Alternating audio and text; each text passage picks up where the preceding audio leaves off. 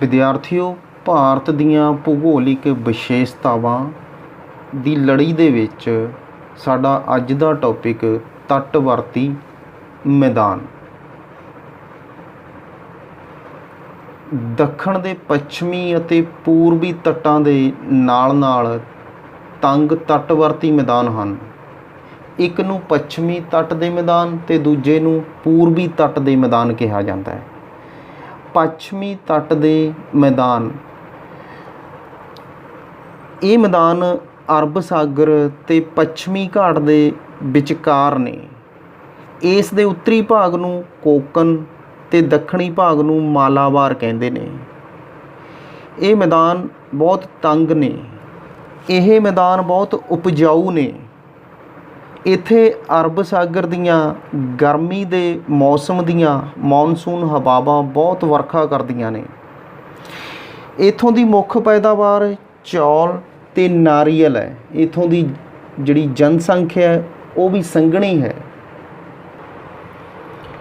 ਦੂਸਰਾ ਹੈ ਪੂਰਬੀ ਤੱਟ ਦੇ ਮੈਦਾਨ।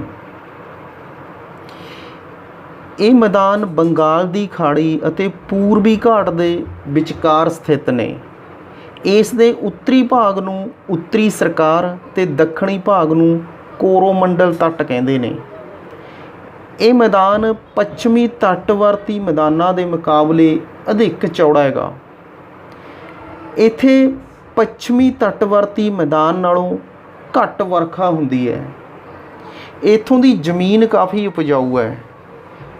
ਇੱਥੋਂ ਦੀ ਜਿਹੜੀ ਮੁੱਖ ਪੈਦਾਵਾਰ ਹੈ ਚੌਲ, ਨਾਰੀਅਲ, ਮੂੰਗਫਲੀ ਹੈ।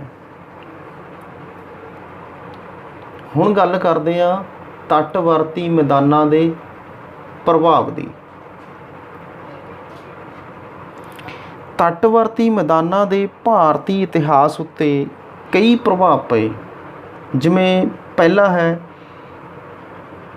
ਇਹਨਾਂ ਖੇਤਰਾਂ ਦੇ ਵਿੱਚ ਕ੍ਰਿਸ਼ੀ ਅਤੇ ਉਦਯੋਗ ਦਾ ਬਹੁਤ ਵਿਕਾਸ ਹੋਇਆ। ਇਹਨਾਂ ਮੈਦਾਨਾਂ ਦੀ ਜ਼ਮੀਨ ਬਹੁਤ ਉਪਜਾਊ ਹੈ। ਇਹਨਾਂ ਵਿੱਚ ਵਰਖਾ ਕਾਫੀ ਹੁੰਦੀ ਰਹਿੰਦੀ ਹੈ।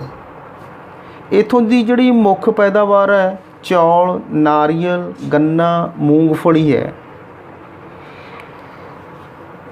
ਇਹਨਾਂ ਖੇਤਰਾਂ ਦੀ ਜਲਵਾਯੂ ਸੂਤੀ ਕੱਪੜੇ ਦੇ ਉਦਯੋਗ ਲਈ ਬਹੁਤ ਉਪਯੋਗੀ ਹੈ। ਇਸ ਕਰਕੇ ਇਹਨਾਂ ਖੇਤਰਾਂ ਵਿੱਚ ਸੂਤੀ ਕੱਪੜੇ ਦੇ ਉਦਯੋਗ ਦਾ ਬਹੁਤ ਵਿਕਾਸ ਹੋਇਆ ਹੈ। ਦੂਸਰਾ, ਪ੍ਰਾਚੀਨ ਕਾਲ ਤੋਂ ਵਿਦੇਸ਼ੀ ਹਮਲਾਵਰਾਂ ਦੇ ਲਈ ਸਮੁੰਦਰ ਪਾਰ ਕਰਕੇ ਇਹਨਾਂ ਖੇਤਰਾਂ ਦੇ ਵਿੱਚ ਪ੍ਰਵੇਸ਼ ਕਰਨਾ ਸੰਭਵ ਨਹੀਂ ਸੀ।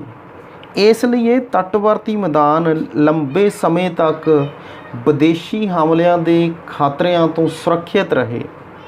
15ਵੀਂ ਸਦੀ ਪਿੱਛੋਂ ਪੁਰਤਗਾਲੀ, ਡੱਚ, ਫਰਾਂਸੀਸੀ ਅਤੇ ਅੰਗਰੇਜ਼ ਇਹਨਾਂ ਨੇ ਸਮੁੰਦਰੀ ਜਹਾਜ਼ਾਂ ਰਾਹੀਂ ਇਹਨਾਂ ਖੇਤਰਾਂ ਦੇ ਵਿੱਚ ਪ੍ਰਵੇਸ਼ ਕੀਤਾ ਅਤੇ ਇਹਨਾਂ ਨੇ ਇੱਥੇ ਆਪਣੀਆਂ ਬਸਤੀਆਂ ਅਤੇ ਕਾਰਖਾਨੇ ਸਥਾਪਿਤ ਕਰ ਲਏ।